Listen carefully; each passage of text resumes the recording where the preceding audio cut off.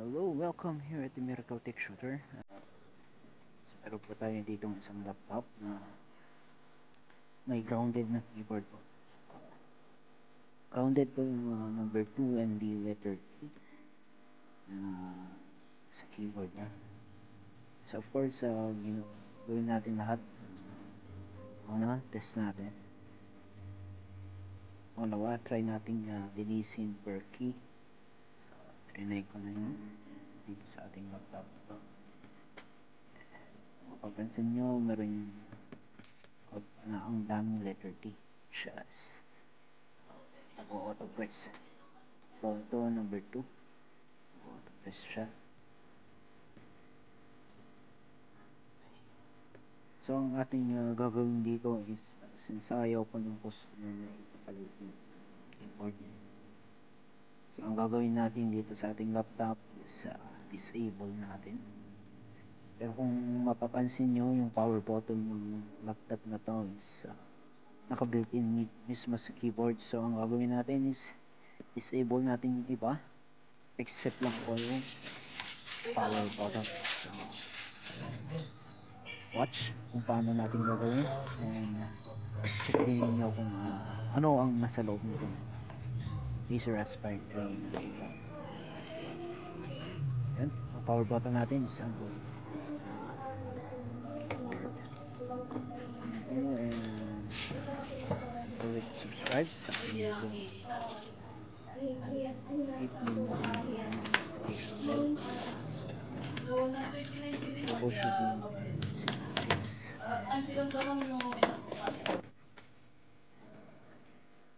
Fast. So, babaksin natin. Watch. Sana meron kayong matutunan.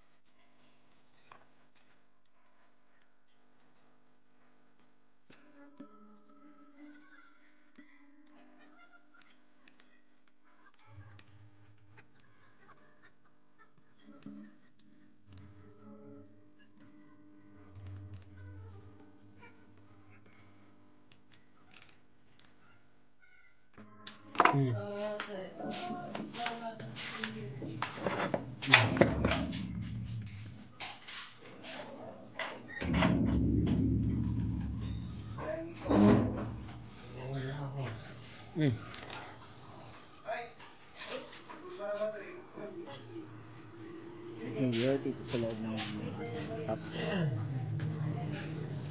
Go through muna tayo sa kung ano ba ang implementan ng disk.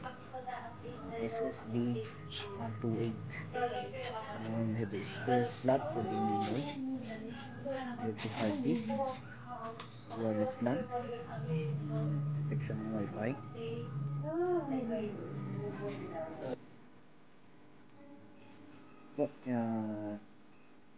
Tatanggalin natin yung keyboard. Tinanggal natin yung keyboard niya sa slot na sa kanyang board. And then ang gagawin natin dito is try natin to find yung positive and negative po ng power button. Test natin yung pinakagilid na dalawa halos.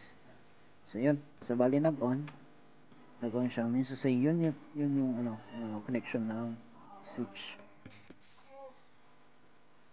So yun, nag-number natin using a tweezer, and test natin yun siya. Yun. So doon sa mismong keyboard niya, iiwan lang natin yung pinakadulo na dalawang slot ng keyboard. para doon sa power switch. Ayan, so gagawin siya.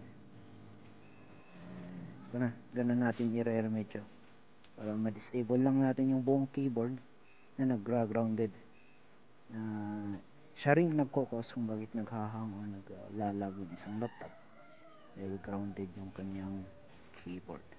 Music maestro. Ayan, shutdown natin and kuha tayo ng tape natin yung keyboard. Iwan lang natin yung dalawang low.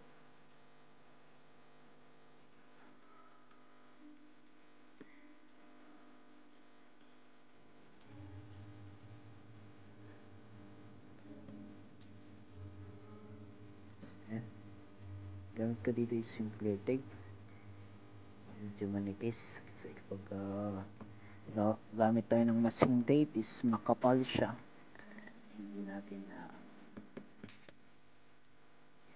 may pasok sa slot ng keyboard.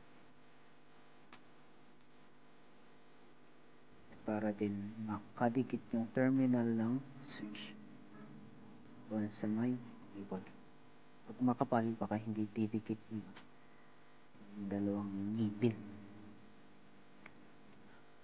Didikit tayo.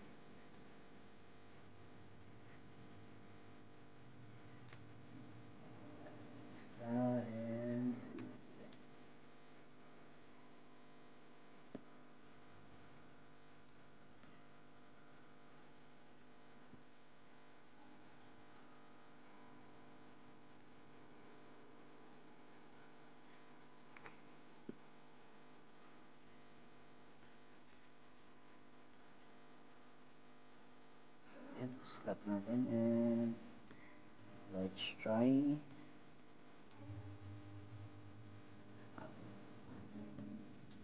battery.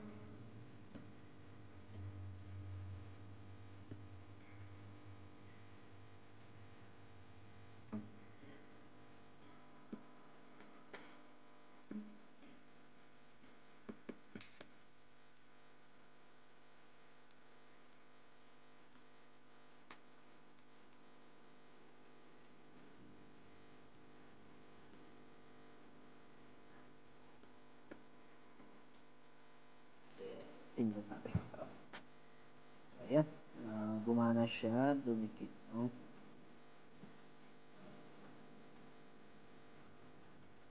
Switch natin. So ayan, ganun lang po. And once again, don't forget to subscribe dito sa ating channel para ma-update tayo sa mga iba't ibang tricks. And paano natin i-maintain, paano natin mag-troubleshoot ng mga laptop natin or any desktop or any electronic device dito sa ating channel. Thank you.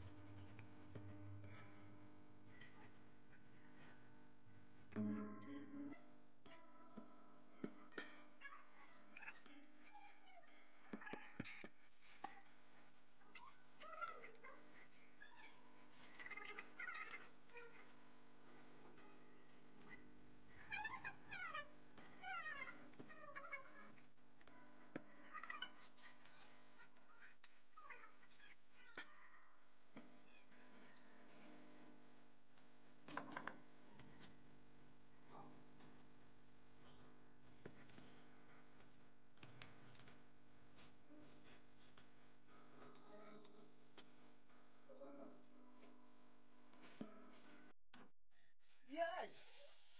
I'm done. One down.